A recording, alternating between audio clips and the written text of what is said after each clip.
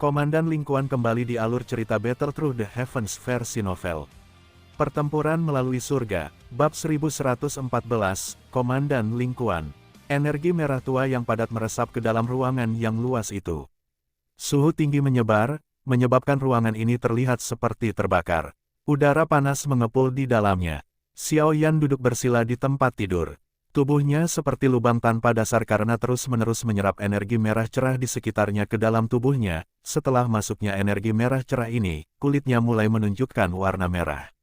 Keringat terus-menerus muncul di wajahnya, mengikuti garis besarnya, dan menetes ke bawah seperti air yang mengalir. Ini adalah pertama kalinya Xiao Yan langsung menyerap energi dalam bahan obat. Selama pelatihan sebelumnya, dia akan mencampur atau menyajikan bahan obat dan melepaskan energi di dalam bahan obat sampai batasnya. Namun, dia saat ini tidak punya cukup waktu. Peluang untuk terobosan akan hilang dalam sekejap. Dia tidak tahu kapan itu akan muncul lagi jika dia menunggu. Untungnya, Xiao Yan memiliki perlindungan api surgawi di dalam tubuhnya. Meskipun menyerap energi berwarna merah tua masih akan menghasilkan gelombang rasa sakit yang membakar, itu tidak seperti dia tidak mampu menahannya. Untungnya, ini juga tidak menyebabkan banyak kerusakan pada tubuhnya. Energi merah tua yang agung mengalir ke tubuhnya. Setelah dimurnikan, energi itu diubah menjadi douqi murni dan meresap ke pembuluh darah Xiao Yan. Douqi dengan cepat mengalir dan membawa perasaan penuh energi. Xiao Yan memfokuskan pikirannya sekali lagi. Karena meningkatnya jumlah energi yang memasuki tubuhnya, dia bisa merasakan tanda-tanda peluang pelanggaran yang muncul sebelumnya. Bang-bang. Semakin banyak douqi berkumpul di dalam pembuluh darah Xiao Yan. Itu mengeluarkan suara gemuruh rendah dan seperti banjir udara. Setiap kali douqi melakukan perjalanan di sepanjang vena, itu akan menyebabkan jiwa Xiao Yan bergetar. Perasaan seperti ini menyebabkan seseorang terpesona.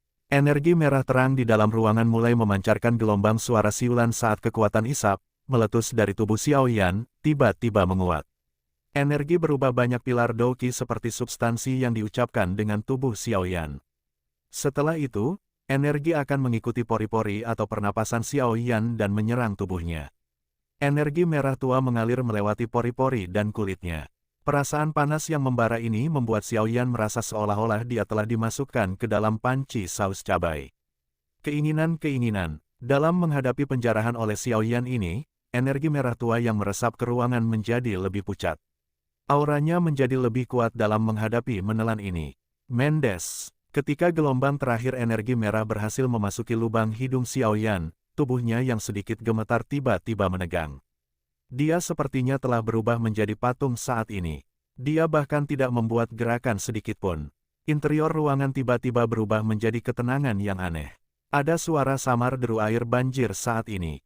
Jika seseorang mengikuti sumber suara ini, orang akan menemukan bahwa suara ini berasal dari dalam tubuh Xiao Yan. Sementara Xiao Yan tetap diam sebagai biksu tua yang bermeditasi, aura yang luas dan kuat perlahan-lahan dibangunkan, seperti singa yang bangun. Titik. Di luar kamar Xiao Yan ada halaman yang tenang dan tenteram. Halamannya didekorasi dengan banyak bunga yang akan mengeluarkan aroma samar ketika angin bertiup kencang. Ada paviliun batu yang terletak di halaman. Saat ini, dua sosok cantik sedang duduk di paviliun batu ini. Mereka duduk dengan tenang dan papan catur ditempatkan di antara mereka berdua. Kadang-kadang, suara centang, yang jelas akan muncul ketika bidak catur mendarat di papan. Perhatikan bahwa catur di sini mengacu pada Go Wei Qi. Jika Xiao Yan keluar saat ini, dia pasti akan terkejut dengan pemandangan ini. Kedua wanita ini, yang samar-samar saling bermusuhan sejak mereka bertemu, diam-diam duduk untuk bermain catur saat ini. Itu menyebabkan seseorang merasa tidak percaya. Dokter peri kecil Jie, aku mendengar Xiao Yan GG menyebutmu di Akademi Dalam. Dia berkata bahwa kamu adalah sahabatnya. Tangan Sun Er memegang bidak catur batu giok putih. Dia dengan lembut meletakkan. Setelah itu, dia mengangkat matanya yang cerah, melihat ke wajah yang hangat dan memikat di depannya, dan berbicara dengan senyuman. Tangan halus Little Fairy Doctor berhenti sejenak saat mengambil bidak catur dari kotak catur. Matanya sedikit beriak saat dia menjawab, dia juga sahabatku. Sun Er tersenyum lembut dan bertanya dengan suara seringan angin, hanya seorang teman.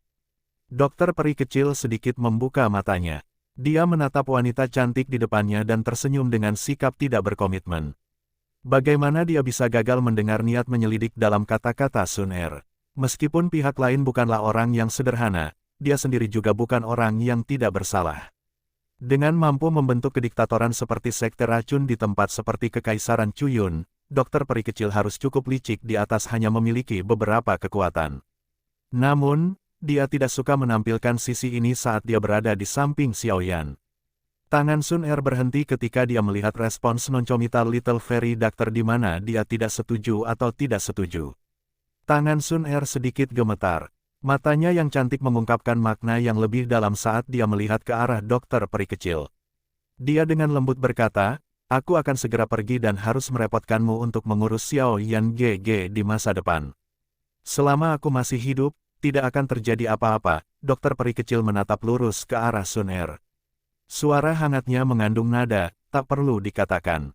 Sun Er sedikit mengangguk di hadapan jawaban dokter peri kecil. Dia dengan lembut menyentuh pinggangnya yang malas dan segera menunjukkan lekuk tubuh yang memikat namun halus. Dia baru saja akan berdiri ketika kelopak tiba-tiba menjadi vertikal. Setelah itu, dia mengangkat kepalanya dan melihat ke langit yang jauh. Suara samar angin deras dengan pembohong menyebar dari tempat itu. Astaga, dokter peri kecil juga menoleh saat Sun Er merasakannya. Alisnya berkerut saat dia bertanya, apakah ini lembah sungai es?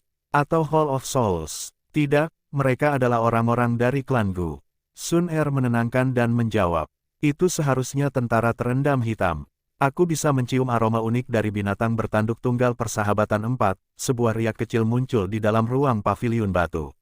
Segera, pria tua berpakaian hitam itu melintas dan muncul.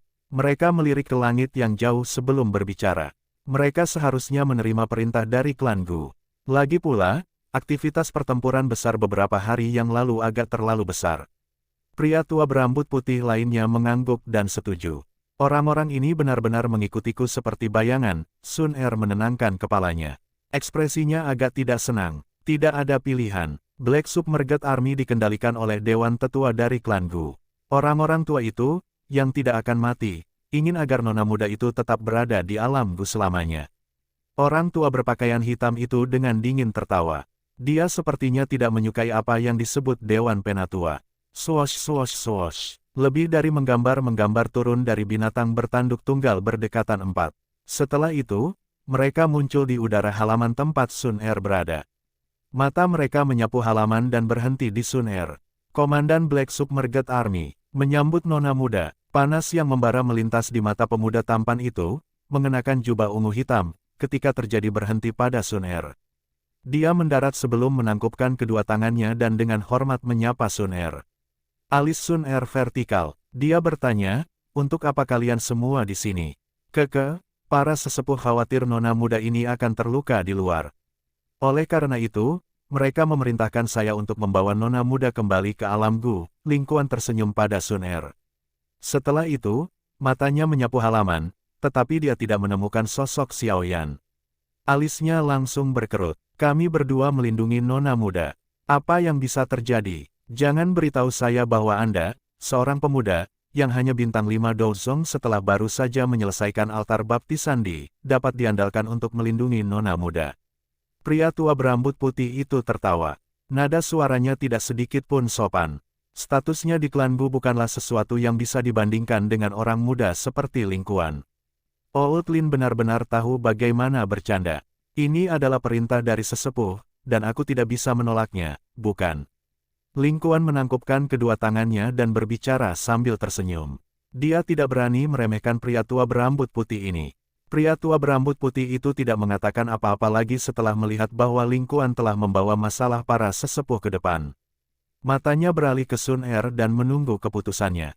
Nona muda, para tetua benar-benar cemas kali ini. Anda bahkan telah mendapat pukulan dengan Hall of Souls selama perjalanan Anda ini.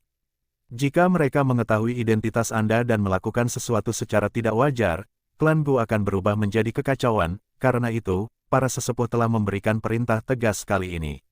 Jika kami gagal mengembalikan anak muda, beberapa dari kami akan dihukum saat kami kembali. Sun Er dengan lembut mengangkat kelopak mata. Dia sudah menyadari bahwa jika masalah pertukarannya dengan Hall of Souls mencapai alam Gu, klan Gu akan segera mengirim beberapa orang untuk menjemputnya kembali. Namun, dia tidak menyangka mereka akan datang secepat ini. Sun Er merenung sejenak. Setelah itu, dia mengalihkan perhatian ke ruangan yang tertutup rapat dan berkata, "Aku akan kembali setelah 2 hari lagi." Ling Kuan sedikit mengerutkan kening saat mendengar ini. Setelah itu, matanya juga melihat ke kamar. Ekspresi dingin melintas di matanya saat dia tersenyum dan berkata, "Dikabarkan bahwa tuan muda dari klan Xiao juga ada di sini, kan? Aku ingin tahu di mana dia." "Keke, ini juga sudah beberapa tahun sejak terakhir kali aku melihatnya di Akademi Jianan. Saya ingin tahu level apa yang dia capai saat ini." Ekspresi Sun Er dan dokter peri kecil di paviliun batu sedikit tidak senang ketika mereka mendengarnya samar-samar dalam kata-kata Ling Kuan. Berderak, saat mereka berdua berbicara, pintu yang tertutup perlahan terbuka. Sesosok meluruskan tubuhnya dan perlahan berjalan keluar. Pada saat yang sama, tawa samar terdengar. Itu sebenarnya adalah Komandan Ling Kuan dari dulu. "Keke, maafkan saya karena tidak pernah ke sini untuk bertemu dengan Anda." Namun, Komandan Ling Kuan baru mencapai level bintang 5 Douzong meskipun telah berlatih selama bertahun-tahun. Ini benar-benar membuat Xiao Yan terkejut. Senyum di wajah Ling Kuan perlahan ditarik. Ekspresinya segera menjadi gelap dan serius. Dia menatap sosok muda itu saat sosok itu perlahan berjalan keluar ruangan. Dia tidak berharap sampah, bahkan tidak memiliki kualifikasi untuk berbicara di depannya, akan berani menontonnya dengan dingin. Apakah orang ini berpikir bahwa dia bisa melakukan apa saja dengan nona muda yang melindunginya? Dinginnya es di mata Ling Kuan menjadi lebih padat saat sosok Xiao Yan akhirnya keluar. Setelah itu, dia muncul di halaman, wajahnya ditutupi dengan senyum cemerlang. Aura agung perlahan menyebar dari tubuh Xiao Yan saat dia muncul. Ling Kuan yang tampak suram tiba-tiba membuka matanya saat aura ini menyebar. Douzong.